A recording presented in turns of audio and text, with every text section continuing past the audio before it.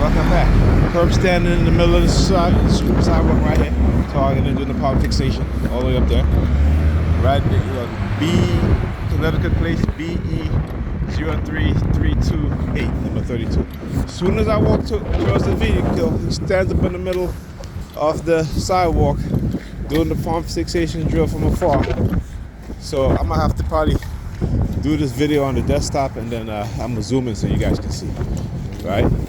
As I tell you, when they park these vehicles, they park them strategically, and the perps are giving the information, and then they'll engage in the targeting, right? And what they do, and that's neuro-linguistic programming for those who don't know, right? The number 32 is a trigger, right?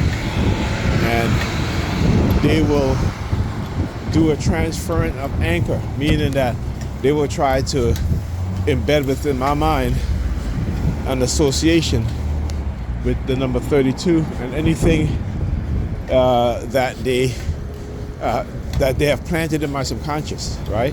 Or that they are trying to condition me with, right? So remember, an anchor, a trigger is what gives off a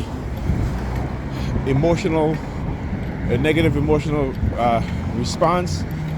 A negative thought pattern could be an event that happened in your life. It could be a person. It could be anything that they can try to form an attachment and then an association, right? I'll try to give it a middle finger, sticking my middle finger right out so she can walk across the street. Yeah, sticking her tongue out. Yeah, fuck you too. All right, look, wheelchair team all the way up to the bus stop. All right, anyhow.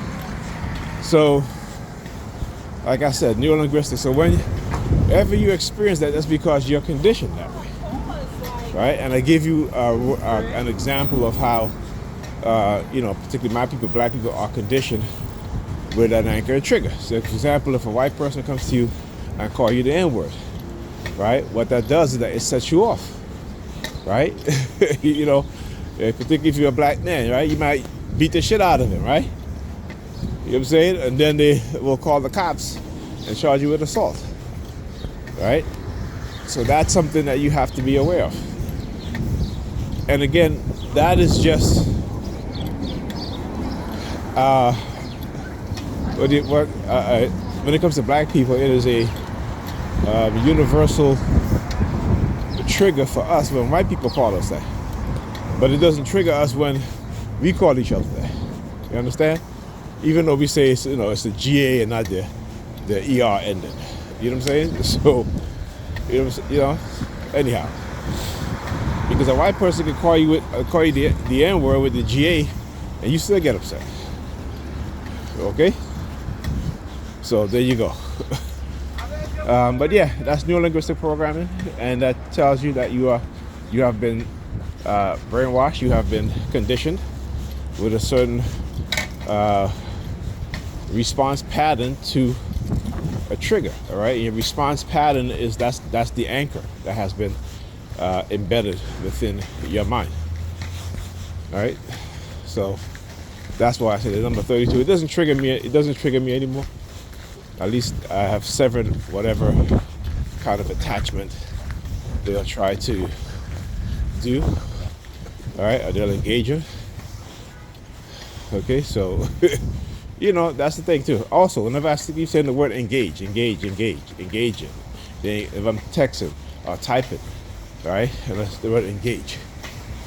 I talked about this too, where after they break up your relationship, your ex-girlfriend, boyfriend, if you're a heterosexual woman or whatever, what have you, your significant other that they break up your relationship with, they will find them, they will use a honey trap, right, to break up your relationship.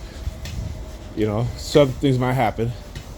They might get married, end up in an abusive relationship, or if you're a heterosexual man and your ex-girlfriend or ex-wife, they will become pregnant if they're at the age in which they can get pregnant, right? They've done this to many of the TIs, so you got to understand what it is that they do. So recently, like I said, they've been using, whenever I type the word engagement, I say engage.